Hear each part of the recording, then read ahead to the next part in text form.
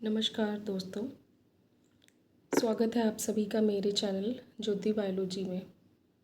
इस चैनल में मैं बात करती हूँ जो हमारे डेली लाइफ से जुड़ी हुई ज़रूरी बातें हैं जो बहुत ही इम्पॉर्टेंट हैं और उन्हीं चीज़ों से हम अपनी हेल्थ को इम्प्रूव कर सकते हैं। फूड सेफ्टी के बारे में क्या यूज़ करना है, क्या नहीं यूज़ करना। तो आज का जो टॉपिक है वो रिलेटेड है कि माइक्रोप्लास्टिक क्या है और ये कैसे हमारी बॉडी के अंदर एंटर कर रही है और कौन कौन से डिजीज़ कॉज कर रही है। तो बेसिकली जो माइक्रो पार्टिकल हैं वो बहुत ही छोटे छोटे पीसेस हैं, इतने छोटे कि वो विजिबल नहीं है एनवायरनमेंट के अंदर। अगर वो आपके फूड के अंदर प्रेजेंट है तो आप देख नहीं पाएंगे। आप हवा के साथ जब सांस ले रहे हैं तो वो सांस के थ्रू भी आपकी बॉडी में एंटर कर रहे हैं।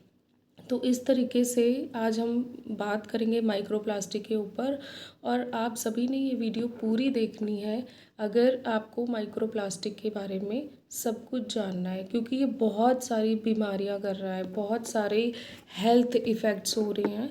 तो कुछ जो बीमारियां जो बहुत ज़्यादा कॉज हो रही हैं और हम समझ नहीं पाते कि वो बीमारियां क्यों हो रही हैं, वो हमारी लाइफ स्टाइल की वजह से हो रही हैं। बहुत सारे हेल्थ इफ़ेक्ट्स आ रहे हैं। तो सम ऑफ द डिज़ीज़ जो मैं आपको बता रही हूँ, जैसे कि कैंसर बहुत ही फ्रीक्वेंटली हो रहा है in large proportion of population. Cancer बड़ी तेज़ी से फैल रहा है। क्या कारण है? कुछ यही कारण है कि हमारा लाइफ स्टाइल बहुत बदल गया है। डीएनए डैमेज हो रहा है। डीएनए डीएनए का मतलब है deoxy nucleotide and acid, deoxy nucleotide acid. और डीएनए का मेन काम है कि ये आगे जेनेटिक इन्फॉर्मेशन को पास करता है फ्रॉम पेरेंट्स टू प्रोजेनी। अब अगर बताइए कि डीएनए डैमेज हो जाए तो क्या इफ़ेक्ट होंगे। वो कितना इम्पॉर्टेंट मॉलिक्यूल है हमारी बॉडी के अंदर। रिप्रोडक्टिव इश्यूज़ आ रहे हैं, बहुत सारे रिप्रोडक्टिव इश्यूज़ आ रहे हैं। नंबर ऑफ़ कपल्स ऐसे हैं those who are not able to reproduce. Heart attack and heart stroke की समस्या बहुत ज़्यादा फैल रही है। 35 से 40 साल की एज के लोगों में हार्ट अटैक बहुत ही फ्रीक्वेंटली हो रहा है। क्या पॉसिबल रीज़न है ना। इन सब चीज़ों पे बातचीत करना बहुत ज़रूरी है। हाई ब्लड प्रेशर क्यों हो रहा है, उसका एक पॉसिबल रीज़न माइक्रोप्लास्टिक भी हो सकता है। ये भी मैं आपके साथ डिस्कस करूँगी। किडनी फेल हो रही हैं एंड एक बहुत ही कॉमन प्रॉब्लम आ रही है लोगों के अंदर डिमेंशिया की, जो कि एक ब्रेन न्यूरो डीजेनरेटिव डिसऑर्डर है। इसके अंदर मेमोरी का लॉस होने लगता है, प्लस आपके नींद नहीं आने की प्रॉब्लम होने लगती है और डेली लाइफ की जो एक्टिविटीज़ हैं वो अफेक्ट होती हैं, है ना। और जो आपकी प्रॉब्लम सॉल्विंग कैपेसिटी है वो भी अफेक्ट होने लगती है। तो ये नंबर ऑफ़ कुछ हेल्थ इश्यूज़ हैं जो माइक्रोप्लास्टिक अगर हमारी बॉडी के अंदर प्रेजेंट हो तो ये सारी बीमारियां होने के चांसेस हैं। अब एक जो बहुत हार्ट अटैक आ रहा है, एक्चुअल में क्या होगा कि ये माइक्रोप्लास्टिक हमारे ब्लड में एंटर कर जाता है और ब्लड में एंटर होने के बाद हम सभी को पता है कि पहले इन्हेलेशन के थ्रू जब हम इन्हेलेशन करते हैं, यानी कि जब हम सांस लेते हैं तो एयर के साथ वो अंदर गया और उसके बाद ब्लड वेसल्स में जाके इकट्ठा हो जाता है। ब्लड वेसल्स जहाँ से हमारा पूरी बॉडी को ब्लड सप्लाई होता है उसमें जाके ये माइक्रोप्लास्टिक इकट्ठा हो जाता है। अब क्या होगा कि ब्लड सर्कुलेशन प्रॉपर्ली नहीं होगा। अगर ब्लड सर्कुलेशन प्रॉपर्ली नहीं होगा तो डेफिनेटली हार्ट रिलेटेड प्रॉब्लम आएंगी, हार्ट अटैक होगा, हार्ट स्ट्रोक्स होंगे, क्योंकि ब्लड को सर्कुलेट होने के लिए स्पेस ही नहीं मिल रही। ब्लड वेसल्स जो हैं वो कंस्ट्रिक्ट हो गई because of presence of microplastic. उनके अंदर जाके कुछ डिपॉजिट हो गया है ना। तो इससे एक और चीज़ होगा कि हाई ब्लड प्रेशर भी क्रिएट हो जाएगा, है ना।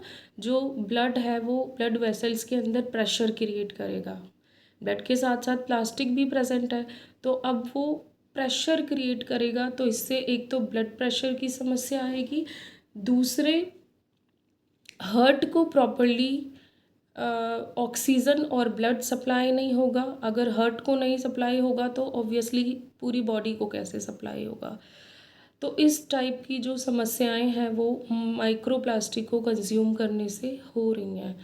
अब थोड़ा सा बातचीत करते हैं माइक्रो प्लास्टिक के बारे में कि ये है क्या और कैसे मतलब प्रेजेंट होता है। माइक्रो प्लास्टिक एक बहुत ही स्मॉल मतलब पीस होता है, बहुत ही स्मॉल फ्रेगमेंट होता है, जो हवा में भी प्रेजेंट होता है, सॉइल सिस्टम के अंदर प्रेजेंट है, वाटर सिस्टम के अंदर प्रेजेंट है।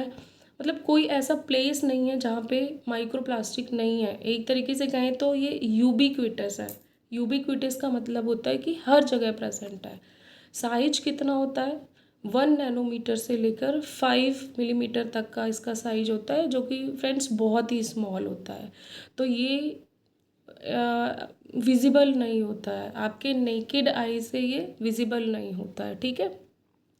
अब बेसिकली सिस्टम के अंदर आता कहाँ पे है, कहाँ से है, जितने भी प्लास्टिक के आइटम्स हैं, जैसे बॉटल्स हो गया, प्लास्टिक वेयर्स हो गया, टिफ़िन्स हो गए प्लास्टिक के, प्लस जो आपके कॉस्मेटिक्स में भी पाया गया है, और सिंथेटिक टेक्सटाइल इंडस्ट्रीज़ में पाया गया है, पेंट में मिलता है ये, और आपके जो पैकेजिंग मटेरियल हैं उन सब में ये माइक्रो प्लास्टिक फ्रीक्वेंटली मिलता है, ठीक है। अब ये माइक्रो प्लास्टिक पॉल्यूशन करता है, आपका वाटर सिस्टम पॉल्यूट करेगा, आपका सॉइल सिस्टम पॉल्यूट करेगा, और एयर तो ऑलरेडी हम सभी को पता है कि पॉल्यूटेड है। अगर ये वाटर सिस्टम को पोल्यूट कर रहा है तो ऑब्वियसली फ्रेंड्स ये जितने भी aquatic एनिमल्स हैं, जितने भी aquatic ऑर्गेनिजम्स हैं, उनमें इलनेस कॉज करेगा और उनकी डेथ कॉज करेगा। यानी ये एक बहुत बड़ी ग्लोबल इमरजेंसी है, जिसके लिए अवेयर होने की ज़रूरत है और जिसके लिए बातचीत करने की ज़रूरत है ना। सो ह्यूमन हेल्थ पे तो बहुत ही मतलब ज़्यादा इफ़ेक्ट डाल रहा है, क्योंकि एक सर्वे के अकॉर्डिंग 1 साल के अंदर अंदर एक ह्यूमन बीइंग के अंदर एक सेवरल क्रेडिट कार्ड के वेट के जितना माइक्रो प्लास्टिक मिला। अब ये आपके टिश्यू फ्लूइड्स में, आपके बॉडी फ्लूइड्स में प्रेजेंट है, आपके किडनी में प्रेजेंट है, आपके लीवर में प्रेजेंट है, आपके स्प्लीन में प्रेजेंट है। फ्रेंड्स, स्प्लीन क्या है? स्प्लीन वो ऑर्गन है आपकी बॉडी का जहाँ पर 120 दिन के बाद आरबीसीज जाकर डाई होती हैं, क्योंकि आरबीसीज का जो लाइफ साइकिल है वो 120 दिन का होता है। तो 120 दिन के बाद जो आरबीसी यानी कि हमारी रेड ब्लड सेल है वो स्प्लीन में जाकर वहाँ पर डाई होती हैं। तो स्प्लीन के अंदर भी माइक्रोप्लास्टिक मिलता है। तो इसका पॉसिबल सॉल्यूशन क्या है फ्रेंड्स? पॉसिबल सॉल्यूशन यही है कि प्लास्टिक कंजम्पशन को बंद किया जाए। इस चीज़ पे विचार होना चाहिए, इस चीज़ पे सभी को अवेयर होना चाहिए कि जितने भी प्लास्टिक बैग्स यूज़ कर रहे हैं या प्लास्टिक बॉटल्स यूज़ कर रहे हैं उनको रिप्लेस कीजिए, उनको स्टील या ग्लास के वेयर्स, प्लास्टिक वेयर्स को स्टील या ग्लास के बॉटल से रिप्लेस कीजिए फ्रेंड्स, क्योंकि अगर हेल्थ है तो वेल्थ है, राइट। सो माइक्रो प्लास्टिक के पोल्यूशन को कम करने के लिए हमें प्लास्टिक का कंजम्पशन भी कम करना होगा। अर्लियर प्लास्टिक के बैग्स जो हैं वो मार्केट में रिप्लेस हो गए थे विद पेपर बैग्स या क्लॉथ बैग्स, बट अगेन ये प्रैक्टिस वापस से शुरू हो गई है। आप वेजिटेबल लेने जाइए तो वहाँ पे भी आपको प्लास्टिक में ही मिलेगी, आप कोई भी ग्रॉसरी लेने जाइए तो वहाँ भी प्लास्टिक के बैग्स में ही मिलेगा। सो इस चीज़ पे रेवोल्यूशन होगा फ्रेंड्स। इसके लिए हम सभी को अवेयर होना होगा। इसके लिए हम किसी गवर्नमेंट को या किसी उसको ब्लेम नहीं कर सकते, इसको हर एक इंडिविजुअल को अवेयर होना होगा, तब जाके इसका कंजम्पशन। आप अपने घरों में प्लास्टिक के बर्तन यूज़ करना बंद कर दीजिए, प्लास्टिक के टिफ़िन्स बच्चों को देना बंद कर दीजिए। और एक और चीज़ मैं डिस्कस करूँगी आगे के वीडियोज़ में कि ये कितना हार्मफुल होता है कि प्लास्टिक के टिफ़िन में बच्चों को हम अपना लंच देते हैं और बाद में वो बच्चे जाके वो प्लास्टिक ओवन में रखते हैं। उस माइक्रो प्लास्टिक से जो माइक्रो प्लास्टिक खाने में आ रही है और उससे जो हार्मफुल गैसेस खाने में रिलीज़ हो रही हैं, इन सब पे भी मैं बात करूँगी। तो आप ये देखिए कि इस सब से बचने का एक ही रास्ता है कि जो प्लास्टिक का यूज़ है उस पर बिल्कुल बैन होना चाहिए, क्योंकि प्लास्टिक एक ऐसा सब्सटेंस है जो डिग्रेड नहीं होता। अगर एक बार इकोसिस्टम में आ गया तो वो हमेशा प्रेजेंट रहता है। इसको कोई माइक्रो ऑर्गेनिज्म नहीं है जो डिग्रेड कर लेगा, कोई टेक्निक नहीं है जो डिग्रेड कर लेगी। हाँ, 3 R's का यूज़ कर सकते हैं, रीयूज़, रिसाइकल, है ना। चीज़ों को हम जितने भी हमारे प्लास्टिक वेयर्स हैं हम उनको रीयूज़ कर सकते हैं या रिसाइकल कर सकते हैं, बट इनको डिग्रेड करना पॉसिबल नहीं है। फ्रेंड्स, अवेयर होइए, बिल्कुल प्लास्टिक का यूज़ जो है बिल्कुल रिड्यूस कर दीजिए, जितना हो सकता है मत कीजिए। अगर आपको आज की वीडियो अच्छी लगी है तो प्लीज़ लाइक करें, शेयर करें एंड सब्सक्राइब करें, एंड प्लीज़ कमेंट सेक्शन में अपना कमेंट ज़रूर डालें। इसके लिए आपका जो ओपिनियन है उसके लिए प्लीज़ आप अपनी राय ज़रूर दीजिए। नमस्कार, धन्यवाद।